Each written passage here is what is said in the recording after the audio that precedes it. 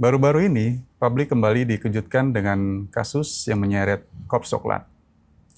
Dan seperti biasa, narasinya hanya oknum. Pertanyaannya, jika kasus ini selalu berulang, apakah masih layak pelakunya disebut sebagai oknum? Akan kita bahas di Orang Dalam.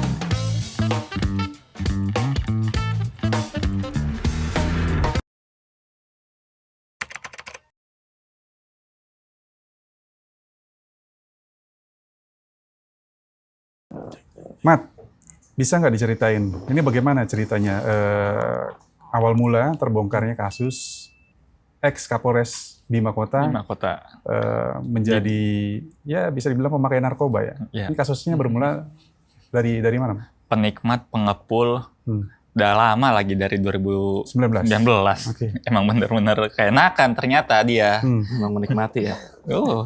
Udah nikmatin duit juga. Nah.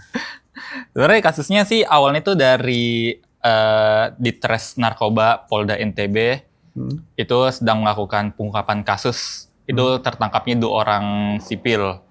Nah, pengembangan berlanjut sampai ketemu ada yang namanya AN. Nah, AN ini berasal dari pengakuannya dari 2 orang pelaku ini yang awal ketangkap. Dia itu istri dari seorang polisi. Namanya Bribka IR, anggota Polres Bima. Nah, ternyata ini menghasilkan domino. Itu berlanjut, sampai akhirnya terungkap ada keterlibatan dari Kasat Narkoba Polres Bima Kota, itu AKP Malaungi. Udah mulai digali, dan ternyata puncaknya ketemulah si Kapolres Bima Kota ini, Didik Putra Kuncoro. Nah, kasusnya pada saat itu masih sebatas penyalahgunaan narkoba. Nah, untuk si AKBP Didik ini, itu sekarang kan secara pidananya berproses di Barreskrim. Nah, sementara untuk Malaungi dan yang lainnya, yang sebelum udah terungkap itu berproses di Polda NTB sampai sekarang. Nah, sampai diketahui kalau si Didik ini ternyata seperti tadi saya bilang, dia penikmat uang juga. Dia itu dapat setoran lah dari bandar narkobanya di sana. Itu ada dari pertama namanya inisial B. Kedua yang namanya Koh Erwin. Nah, Koh Erwin ini yang kebetulan ditetapkan sebagai DPO oleh Barreskrim. Dan sekarang kebetulan sudah ketangkep. Nah, Didik ini dari 2 bandar narkoba ini sudah terkumpul uang 2,8 miliar. Itu baru dari 2 bandar narkoba itu. Dan sebentar, Mat. 2,8 miliar itu dia terima dalam sekali penerimaan atau diakumulasi? Nah, itu hasil akumulasi. Jadi, nah, menariknya di sini. Jadi, ini kan ada keterlibatan anak buahnya sendiri ya, Malaungi. Si Didik ini memang memerintah Malaungi buat mengepulkan minta setoran dari bandar narkoba B ini. Nah, pengumpulannya itu disetorkan berupa tunai. Ada yang dari berupa kardus miras, itu dibentuknya di dalam situ, koper, sampai paper bag. Nah, itu pokoknya dikumpulin di situ buat disetorin ke Malaungi. Nah, tentunya ya soal anak buah nggak mungkin nggak dapet jatah kan di situ. Nah, memang pada kenyataannya Malaungi ini dapat jatah juga dari situ. Cuman untuk nominal pastinya itu memang sampai sekarang belum kesebut gitu. Tapi yang jelas memang ada setoran bulanan dari Didik dan Malaungi juga ikut kedapatan juga dari situ. Nah, ini kan AKBP Didik ini kan sebagai Kapolres. Ya. Perannya dia dalam lingkaran narkoba yang tadi udah kita bahas nih, sebagai apa sih? Apakah pelindung kah? Atau apa nih dia posisinya? posisinya dia mungkin bisa dikatakan ya seperti kayak kita duduk nyantai gini aja kali ya. Duduk nyantai, nunggu setoran gitu. Cuman yang jelas motif kenapa dia dapat setoran dari Badan Narkoba ini memang patut diduga ya kalau sebagai pihak pelindung terhadap adanya transaksi-transaksi narkoba di wilayahnya, wilayah hukumnya dia gitu. Apalagi melibatkan orang udah bandar narkoba gitu. Nah, cuman di satu sisi, ini kan yang bermain bukan cuman Didik doang gitu. Ikut Malaungi. Nah, Malaungi ini kan perannya, jadi ada cerita kalau pada saat proses penyetoran uang ya, penyetoran uang ini, nah, bandar narkoba si B ini itu awalnya cuman menyanggupi setoran sebesar 1,8 miliar. Nah, cuman karena setoran ini ternyata sudah mulai terendus di masyarakat Bima. Itu udah mulai menarik kecurigaan, coba tolong diusut ini Kapolres udah mulai gak bener. Nah, sampai akhirnya si Didik ini menyuruh anak buahnya si Malaungi buat coba lu beresin itu yang pada berkoar-koar supaya pada diem. Cuman nggak tahu istilah diemnya tuh dibuatnya seperti apa kan. Nah, di satu sisi Malaungi ini juga dihukum gara-gara kasusnya malah ketahuan oleh masyarakat. Dia disuruh nyari mobil Alphard. Untuk apa? Nah, mobil Alphard itu sebagai bentuk hukumannya gara-gara setoran dari Bandar B ini cuman sampai 1,8 miliar. Berarti mobil Alphard itu adalah kekurangan setoran. Duit Jadi yang dijadikan dalam bentuk benda. Ya. Nah, alhasil si Malaungi ini muter otak lah istilahnya sampai ketemu bandar narkoba namanya Koh Erwin. Nah, ketemu di sini nih Koh Erwin ini. Dia memberikan Jakarta, setoran 1 miliar. Jadi totalnya itu 2,8 miliar yang udah ada di tangannya Didik. Gitu. Nah, Mat, ini kan kasus polisi melakukan tindak narkoba. Tindak narkoba ini nggak cuma sekali. Iya. Tapi kayaknya heboh banget ya. Betul. Yang untuk Kapolres Bima. Dulu kita ingat ada namanya Teddy Minahasa. Teddy Minahasa. Dan itu jabatannya lebih bergengsi. Lebih lagi. Dan itu pendapatannya saya yakin lebih besar lah ya. Ya. Nah, ada informasi nggak ini sebenarnya sengaja di blow up lebih kencang sekarang atau untuk ditutupin sesuatu nggak sih sebenarnya di kepolisian? Karena kita lihat kan banyak ya cerita-cerita politik sekarang lagi ramai terus tiba-tiba muncullah isu kayak gini. Ya sebenarnya kalau dibilang kalau agenda setting selalu ada ya agenda setting dari kepolisian, bahkan bukan cuma kepolisian, dari institusi lain juga memiliki agenda setting juga. Nah, apakah ini sebagai bentuk upaya untuk pengalihan isu yang sedang ramai pada saat itu? Bisa dibilang ya ada berhubungannya. Kalau kita tarik berhubungan, ada semuanya hubungannya untuk menutupi isu-isu pada saat itu. Nah, proses hukumnya si Kapolres ini dengan waktu Teddy Minahasa beda nggak sih? Secara kalau kita melihat dari secara kepangkatan memang beda ya. Nah, karena kalau kebetulan Teddy Minahasa pada saat itu udah seorang jenderal ya, jenderal bintang 2, Kapolda lagi. Kapolda. Nah, memang Teddy Minahasa itu kan waktu itu dia tuh kasusnya kan menurunkan narkoba dengan tawas. Nah, alih-alih tawasnya itu narkoba yang dia pegang itu buat ngegap bandar narkoba jaring pada saat itu. Nah, kebetulan kalau si Didik ini kan ya masih pangkat perwira menengah. Mungkin ini memang tidak rame, cuman memang ini kasusnya jadi pukulan berat ya buat Polri, apalagi berulang terus sampai sekarang. Kalau kita nggak bisa nyebut mereka oknum sebenarnya kalau begini terus.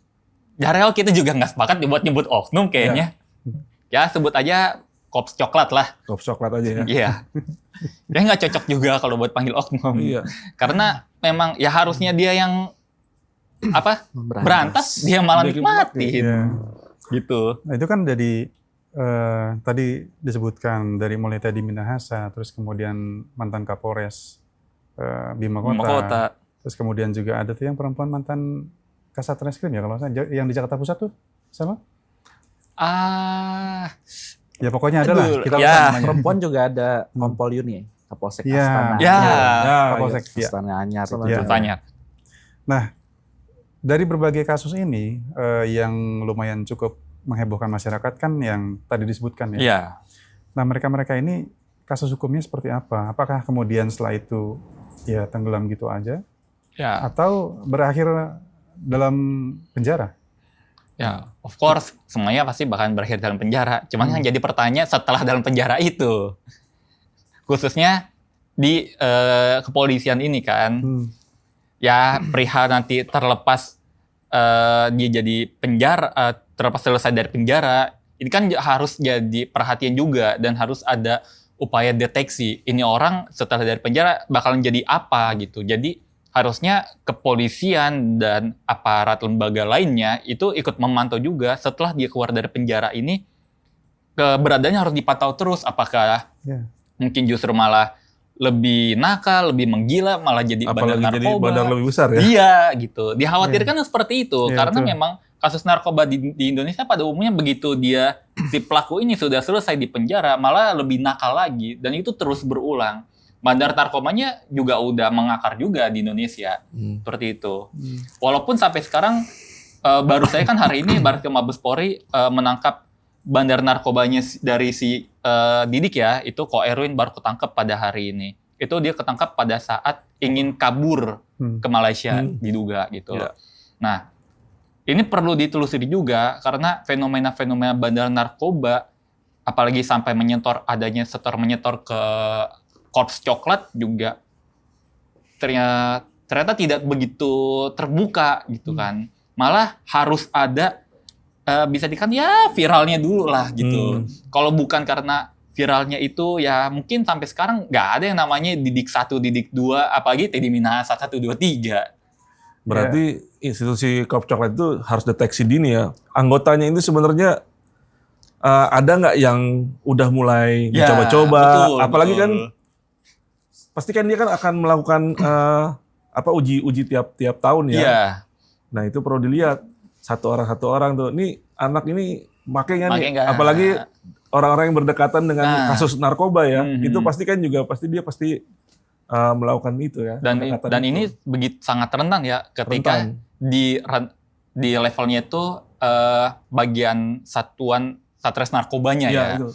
Karena memang ya orang kalau namanya tergoda hilap, siapa sih yang nggak bakalan kejadian jadi pengungkap malah jadi peminta. Peminta. Ya karena memang kalau dari kita lihat angka transaksi atau nilai jual narkoba Betul. itu sangat menggiurkan ya. Sangat. Makanya ini juga akan jadi pertanyaan banyak kalangan. Ketika ada pelaku berseragam coklat yang kemudian ikut terlibat dalam entah itu peredaran kah, atau dia nerima setoran kah, yang jadi pertanyaan kemudian apakah itu hanya berhenti di mereka saja? Ya. Ada nggak kemungkinan setoran lagi ke pihak yang lebih tinggi? Itu yang jadi pertanyaan. Betul. Selain narkoba ada juga hal yang menarik. Kasus kekerasan yang juga dilakukan oleh ya oknum korps coklat lah. Jangan Like. oknum, Bang. Anggota. Ya. Nah, yang terbaru kan terjadi di Tual ya, Maluku. Betul. Itu kasusnya seorang remaja kemudian meninggal karena sebelumnya dihajar lah dengan helm anggota Brimob. Helm Brimob. taktikal ya. Helm Taktikal. Yang isinya beratnya baja itu. Dan itu baja. Alibinya itu waktu itu sedang melakukan pembubaran balap liar ya kalau nggak salah ya. Iya. Nah, itu kronologisnya seperti apa deh? Bisa nggak diceritain? Oke, jadi kakak beradik ini, Hmm. mereka setelah sholat subuh naik motor menuju ke rumah. Nah, ketika di perjalanan itu ketemulah dengan satuan Brimob. Nah, dari satuan Brimob itu mereka kan merazia membubarkan balap-balap liar itu. Memang kondisinya saat itu kalau memang ada balap liar ya dibubarkan kan demi kondusivitas daerah gitu kan. Betul. Agar kenyamanan beribadah dalam Ramadan itu tercapai, begitulah. Itu adalah tujuan yang bagus yang dilakukan oleh polisi. Tapi tujuan itu melenceng ketika si Bribda Mesias ini dia ketemu dengan korban lalu dia pukul kepalanya menggunakan helm taktikalnya gitu kan. Lalu juga pasti kita dan publik juga telah melihat potongan video gitu kan, rekaman ketika korban itu korban A dia tersungkur di aspal, lalu darah Ceceran banyak gitu kan, lalu digotong lah tubuhnya itu sama anggota polisi itu sendiri. sama si anggota itu gitu, dan dibawa ke rumah sakit tapi akhirnya tidak selamat tertolong. gitu. Tidak selamat. Nah itu sangat mengerikan Bang, karena lagi-lagi polisi menjadi pelaku kekerasan yang harusnya mengayomi, melindungi, tapi ternyata mereka menjadi pelaku kekerasan, apalagi menggunakan alat-alat mereka sendiri gitu kan. Iya. Dan masalahnya yang juga patut kita pelajari nih Pak, kenapa Brimob membubarkan Aksi balap liar. aksi balap liar? Sekarang ada nggak? Pernah nggak nih abang-abang lihat nih? Brimob ke arteri Pondok Indah. Bubarkan balap liar ya. Bubarkan balap liar. Apalagi mobil-mobilnya banyak banget tuh. Iya. Sedan segala macamnya kan yang dimodif dan segala macam. Ada nggak tuh Brimob ke situ? Nah, Paling minimal Binmas sih. Babin Kantimas. Babin, Paling minimal. Binmas gitu kan. Iya. Kan sudah wilayah situ. Lah ini Brimob.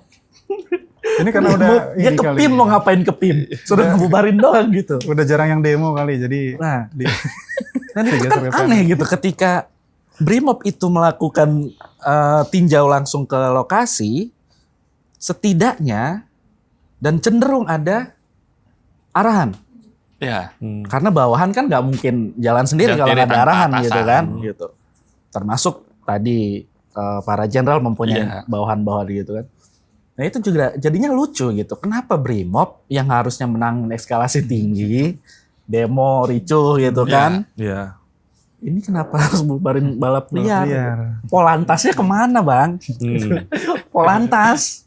Tapi memang kalau pernyataan dari Kadif Humas Mabes Polri ya, Irjen Pol Joni Edison Isir itu bilang, kenapa pada saat itu pihak anggota Brimob yang diturunkan, karena memang melihat eskalasi di wilayah Indonesia Timur itu memang acap kali terjadi peningkatan tingkat kriminalitasnya gitu. Makanya itu jadi salah satu alasan mendasar kenapa Brimob itu ditempati buat membubarkan aksi balap liar di lokasi di Kota Tual itu. Nah, itu Brimobnya tuh BKO dari Maluku ya, BKO Betul. Maluku ya. Polda Bukan Maluku. Polda Maluku.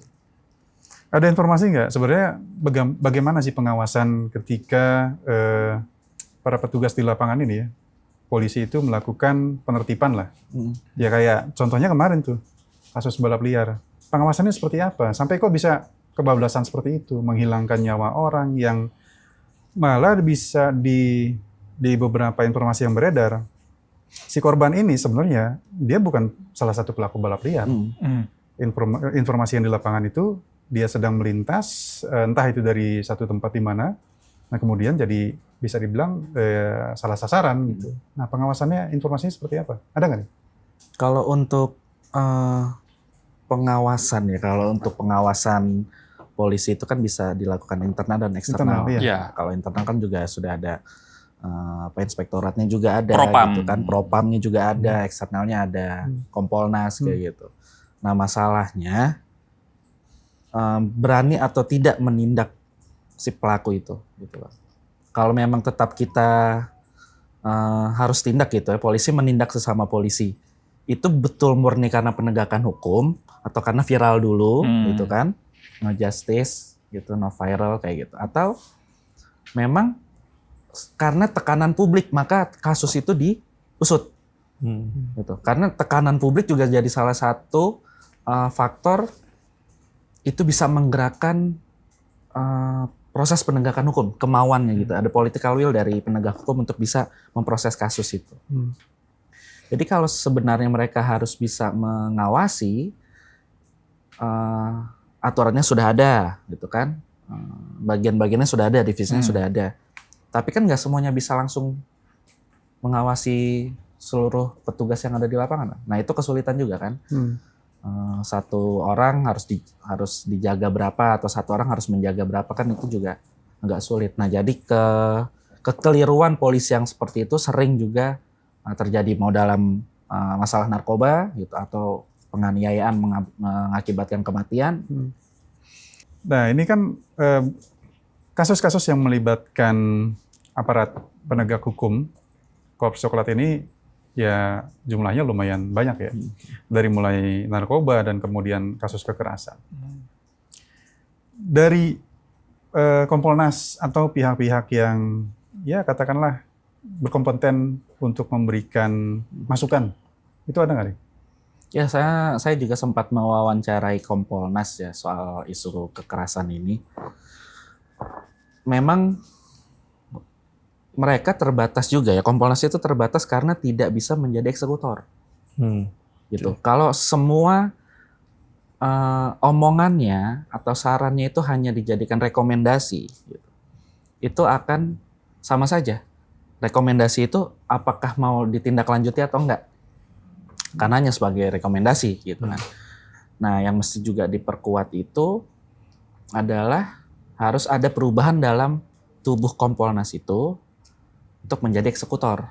Jadi ketika misalnya ada anggota polisi yang melakukan tindak pidana gitu, mereka juga bisa menjadi pihak yang mengeksekusi untuk hukumnya misalnya atau pasalnya misalnya kayak gitu kan, penjeratannya bagaimana gitu. Nah, itu yang agak repotnya karena rekomendasi pun sekedar rekomendasi yang belum tentu bisa dijalankan gitu kan, terus yang nguap aja gitu. Nah, kalau kasus yang Brimob ini gimana?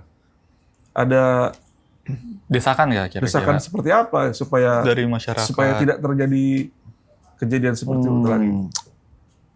Berdasarkan hasil penelusuran saya juga ya gitu, dengan wawancara misalnya salah satu dari YLBHI gitu ya, Koalisi Masyarakat Sipil, sebaiknya Brimob itu tidak dijadikan pengamanan yang ecek-ecek lah kayak gitu. Harus ada penarikan pasukan Brimob dari situasi sipil, gitu. Dan itu untuk mengurangi potensi-potensi kekerasan yang dilakukan oleh Brimob. Jadi Koalisi Masyarakat Sipil, Bang, mereka mendukung agar Kapolri ini juga bisa memetakan kebutuhannya itu, eskalasi tingkat tinggi ataupun yang ecek-ecek itu, dan tidak serta-merta langsung menerjunkan pasukan dengan alasan keamanan gitu. Karena pendekatan keamanan ini juga bisa jadi berbahaya jika tidak dipahami oleh si polisi itu sendiri. Nah, ini buktinya kan mereka tidak memahami pendekatan keamanan itu sehingga si A itu jadi korban dan dia harus meninggal. Nah, soal reformasi Polri ini, ada nggak cerita-cerita dari semua kejadian ini, dari semua narasumber yang bilang ini kayaknya gagal atau sebenarnya perlu dievaluasi? Nah, ini nih yang sampai sekarang sebenarnya kita sudah menunggu-nunggu ya hasil raport dari Komisi Reformasi Polri, karena kan sesuai janjinya dari Ketua Komisi Reformasi Polri, Pak Profesor Jimli, ini kan bilang katanya bakalan dilaporkan ke Presiden Prabowo itu per 3 bulan gitu. Nah, sampai sekarang ini belum ada nih bentuk rapornya bakalan berjenis apa? Apakah hijau, apakah kuning, apakah merah ke Presiden. Nah, memang kita sudah beberapa kali buat mencoba mengkonfirmasi, memintai tanggapan mengenai kejadian baik itu yang narkoba Didik maupun dari kejadian anggota Brimob di Maluku ini. Sampai sekarang memang pihak Komisi Reformasi nampaknya masih di bawah meja aja gitu.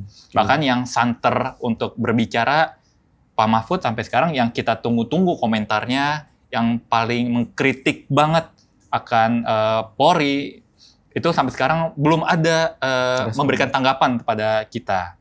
Ya, jadi semoga sih dari kejadian ini Komisi Reformasi mau cepat merespon ya, minimal datanglah ke sini.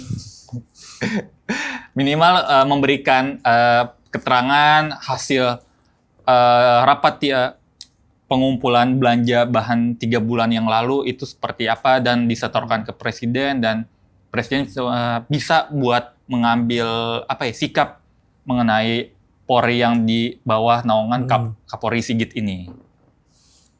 Oke, dari apa yang tadi kita bahas sebenarnya akan sangat nyaman dan aman dirasakan masyarakat jika aparat penegak hukum dapat melaksanakan slogan yang selama ini mereka ya bisa dikatakan selalu ada di setiap kantor-kantor kepolisian, yaitu melayani, mengayomi, dan melindungi. Karena jika itu tidak dilakukan, kemana lagi masyarakat akan mencari pelindungan?